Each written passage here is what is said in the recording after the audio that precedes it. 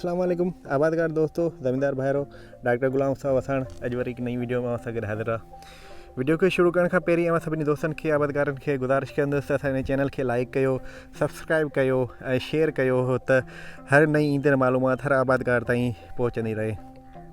आबादगार दोस्तों, अॼु ही वीडियो तमामु अहम तव्हां लाइ साबित थींदी, छो त ही असां अॼु कणिक जी जेका हिकु वधंदड़ जेका बीमारी आहे, हिकु अहिड़ी बीमारी जंहिंजे लाइ हर आबादगार चाहे पाकिस्तान हुजे या ओवरऑल वर्ल्ड हुजे, जिते जिते बि कणिक लॻे थी, जिते जिते बि कणिक जी प्रोडक्शन थिए थी, उते माण्हू काफ़ी इन डिज़ीज़ आहे या इहा बीमारी जेका आहे उन जे लाइ परेशान आहिनि त उनखे जेको सो कंट्रोल की कजे ऐं उन जो खे आइडेंटिफाई की कजे। काफ़ी आबादगार आहिनि, काफ़ी जेके बि ज़मींदार आहिनि, उहो सिंध हुजे या पाकिस्तान हुजे, चाहे इंडिया हुजे, ओवरऑल वर्ल्ड जी ॻाल्हि था कयूं त काफ़ी अहिड़ा बिग ग्रोवर आहिनि जेके इन बीमारी जे लाइ या इन बीमारी जे उन्हनि खे इल्मु न आहे, उन्हनि खे अवेयर न आहिनि, उन्हनि खे ख़बर न आहे त इहा बीमारी आहे या इहो जस्ट आम जेका आहे को न्यूट्रंट्स इफेक्ट आहे या छा आहे। त काफ़ी ज़मींदारनि जा ख़दशात आहिनि त उन्हनि खे कीअं उनखे आइडेंटिफाई कजे, कहिड़ो टाइम हूंदो उनखे। त वीडियो खे अगरि तव्हां एंड ताईं ॾिसंदव त तव्हांजी भरपूर रहनुमाई थींदी, तव्हांखे ख़बर पवंदी त हीअ बीमारी कहिड़ी आहे। त जी आबादगार दोस्तों, त अॼु तव्हांखे असां रती जे बारे में, कणिक में जेका रती लॻे थी उन जे बारे में तव्हांखे अवेयरनेस ॾींदासीं, तव्हांखे ॿुधाईंदासीं त रती खे कंट्रोल करण लाइ छा छा करणु खपे, रती आख़िरकार आहे छा ऐं छो इहा जेका आहे सो वधंदी थी वञे, ऐं कहिड़ी मौसम थियो थी वञे हली जंहिंमें हिन जा वधीक चांसिस थींदा आहिनि लॻण जा, कहिड़ियूं वैरायटियूं आहिनि जंहिंखे लॻाइण सां रती वधे थी, कहिड़ियूं वैरायटियूं आहिनि जिन खे लॻाइण सां रती जो घटि इफेक्ट थिए थो। त सभ खां पहिरीं कणिक ते ॻाल्हाईंदासीं त कणिक जेको आहे सो तव्हांखे इहा ॼाण ॾींदा हलूं त पूरी ओवरऑल दुनिया में जेको आहे कणिक जी प्रोडक्शन जेका आहे सो उन जो 25% जेको आहे सो उहो हिसो 25% हिसो ओवरऑल पूरी दुनिया जो 25% हिसो जेको आहे सो रती जे ख़िलाफ़ु जेको आहे सो उहो इफेक्ट थिए थो हर साल। हाणे 25% उहो ई साॻिणो 25% जो इफेक्ट जेको आहे सो असांजे मुल्क पाकिस्तान में बि कंटिन्यू आहे, छो त आबादगार जेके आहिनि सो अहिड़ियुनि जिन्सनि खे, अहिड़ियुनि वैरायटियुनि खे मतिलबु सिलेक्ट था कनि, उन्हनि खे लॻाइनि था त उन मां जेका आहे सो उहा जेका आहे सो बीमारी जेका आहे सो वधंदी थी वञे। रती जे ख़िलाफ़ु रती जे बारे में तव्हांखे इहा ॿुधाईंदुसि त रती जेका आहे उहा छा आहे। रती हिकु फंगस बीमारी आहे, फंगस जीअं लॻंदो आहे त उहा फंगल हिकु डिज़ीज़ आहे ऐं फफूंदी कंदे हिकिड़ो सम्झो त मतिलबु हिकिड़ी बीमारी आहे,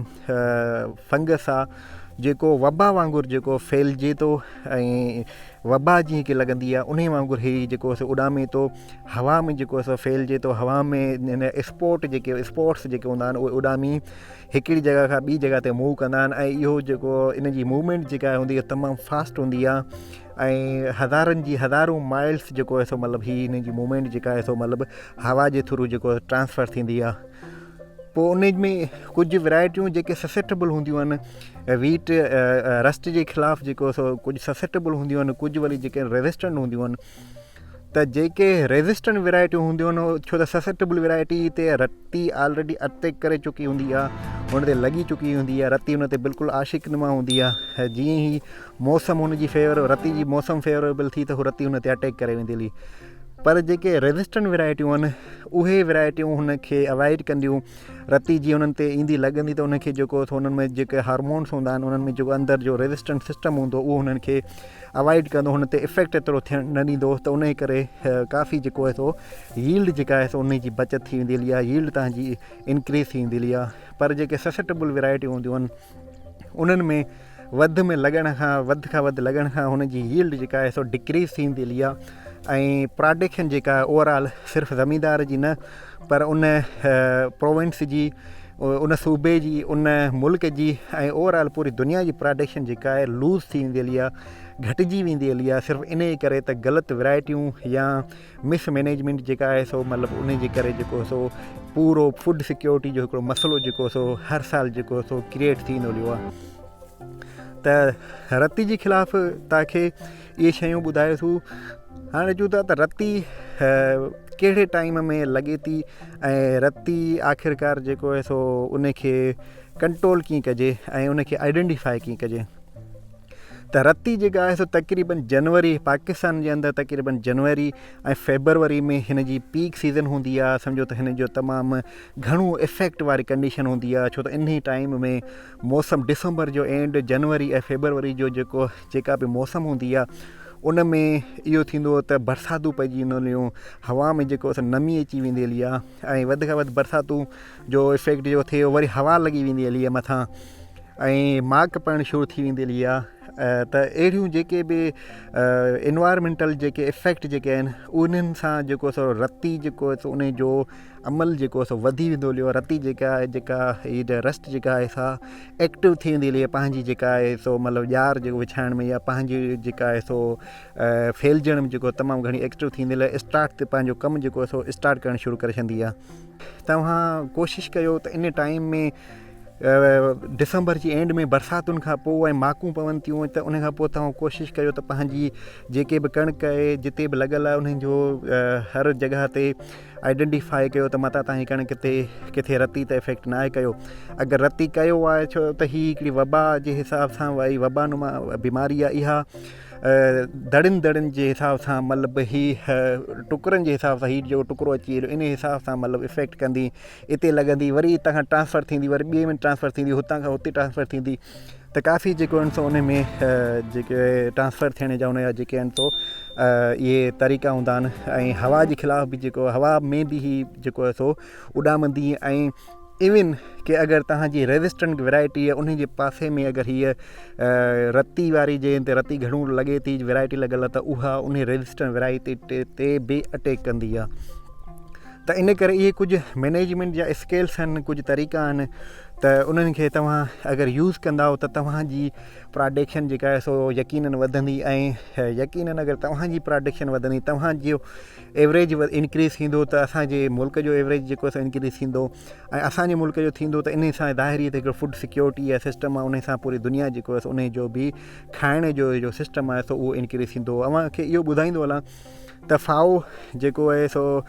फूड एंड एग्रीकल्चर रिसर्च जेका आहे सो जेको फूड ते ऐं एग्रीकल्चर ते रिसर्च करे थी, सर्वे करे थी पूरी दुनिया में, त उन्हनि जी बि इहा चवणी आहे त UG99 जेको हिकिड़ो स्टेन आहे हिन जो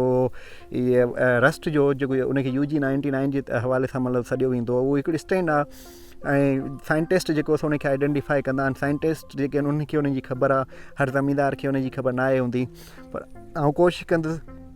त उनजी इंफॉर्मेशन जेको आहे सो पंहिंजी वीडियो में ऐं लॻाए छॾियां त तव्हांखे बि उनजे बारे में ख़बर पए त UG99 जेको आहे सो छा आहे।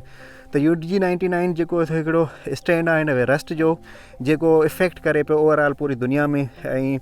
पूरी दुनिया जी 25% जेको आहे सो यील्ड जेको आहे सो इन रती जे ख़िलाफ़ु UG99 जे ख़िलाफ़ु जेको आहे सो मतिलबु इफेक्ट पई थिए। मतिलबु प्रोडक्शन जेका आहे सो अगरि कोई कंहिं तव्हांजी 100% अगरि जेके 100 मण अगरि तव्हां कढो पिया त उन मां 25 मण जेका आहिनि तव्हांजी जेका आहे सो रती जे करे सिर्फ़ु